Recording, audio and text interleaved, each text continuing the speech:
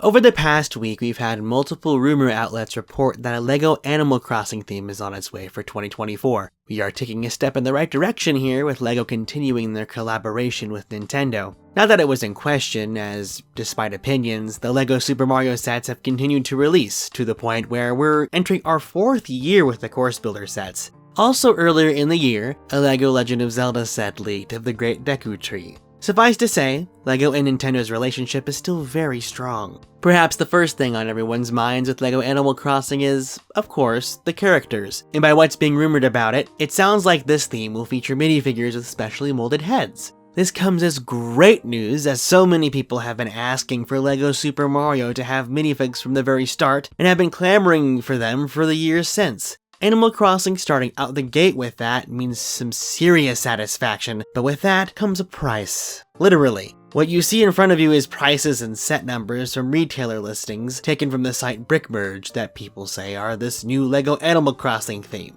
There's set 77046 with 170 pieces, said to be priced at $14.99 USD. There's set 77047 with 164 pieces, less than the previous set, priced at $19.99. There's set 77048 with 233 pieces, priced at $29.99. There's set 77049 with 389 pieces, priced at $39.99. And then there's set 77050 with 535 pieces, priced at a whopping $74.99 USD. You'll notice as the sets get bigger, the larger a disparity between the part count and price. The common perception of value among LEGO fans is a price per piece ratio of 10 cents per piece, which, as these sets get bigger, the less they hit that mark. This is an arbitrary metric for value because different sizes and shapes of pieces cost differently than others would, which is exactly what's going on here, should we see these sets featuring these specially molded heads come to fruition. They need them desperately to capture the charm of the cast of characters. What's neat about this is that, if they introduce villagers that you find constantly moving in and out of your Animal Crossing world in the game, the more variety you'll get over time.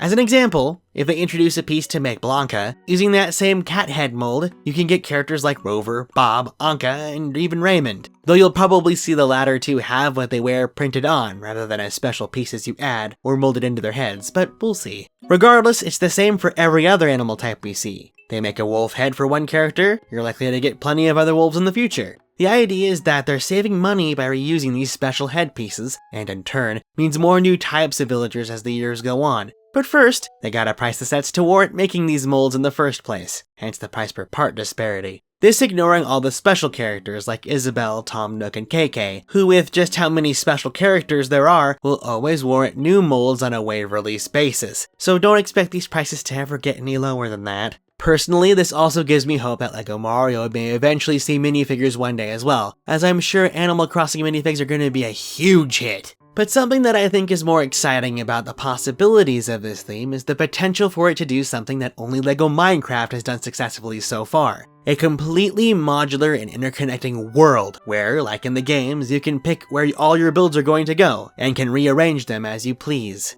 This can apply to all of the LEGO Animal Crossing sets too, even if they aren't consistently based off the same Animal Crossing game. Though if I were to guess, these sets would all be based off of Animal Crossing New Horizons, but that's just an assumption on my part. I think what's awesome about the potential for this theme is that it's likely all going to be based off of the quaint day-to-day activities in the game for the most part. Stuff like fishing or even bug catching have incredible potential as LEGO sets, especially if you include any involved characters and accessories you would need for sets like that. Heck, even a little beach build would also work excellent for something like this. Maybe even a dedicated set for your tent starting out on your new island. There's just so many small but fun things to cover that could make these smaller sets so incredible. You could even start out the line with all your handy terraforming tools that are so important to making your Animal Crossing New Horizons island exactly to your liking. The big thing will be the places of business, and will likely make up all the larger sets that release throughout the theme's life, and serve as the theme's focal points as it continues to release.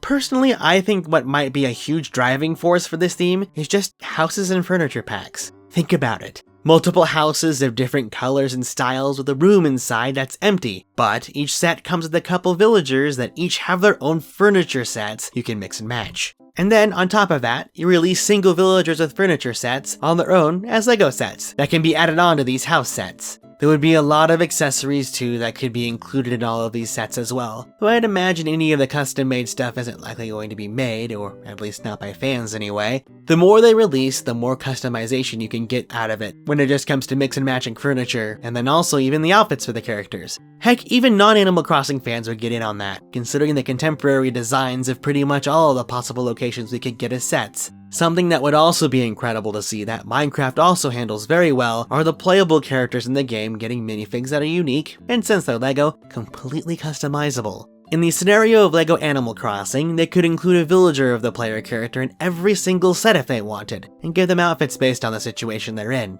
Now, I'll be the first to admit, I'm not the biggest Animal Crossing guy. I know things thanks to Super Smash Bros. And family members sharing their time playing the games, but I can absolutely see the potential, and for that reason, I'm very excited to see what can become of this theme should it even release. The listed release date is March of 2024, but we'll see how that holds up. What also makes me excited about this is the potential for more LEGO Nintendo themes in the future. I for one would love anything from Metroid, and while it is a bit niche right now, Star Fox would also have incredible sets as well. Pikmin, Splatoon, dedicated Donkey Kong sets? There is so much potential here. I know there's some folks out there excited at the possibility of stuff like Kirby and Fire Emblem, but those are IPs held by different companies, rather than exclusively by Nintendo. Though they might own parts of the companies that do, so that at least gets their foot in the door. More Nintendo sets better the chance of that possibility, but we won't be seeing them anytime soon if there's even an inkling that we'll see them. It's assumed that the leaked LEGO Legend of Zelda Great Deku Tree set would also be an 18+ set, which means a full Legend of Zelda theme would be warranted. I for one cannot express enough how important a full theme for The Legend of Zelda would be.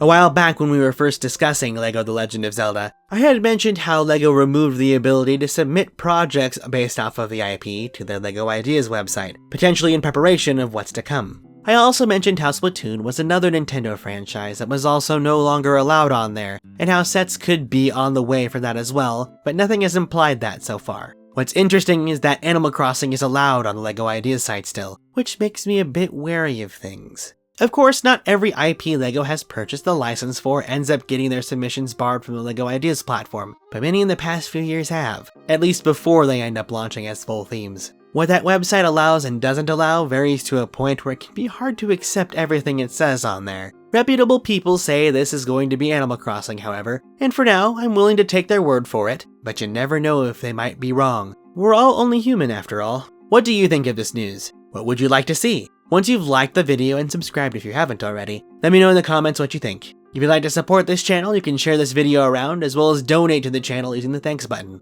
You get to leave a highlighted comment for everyone to see for your generosity if you do. I'm Pen, and I'll see you next time.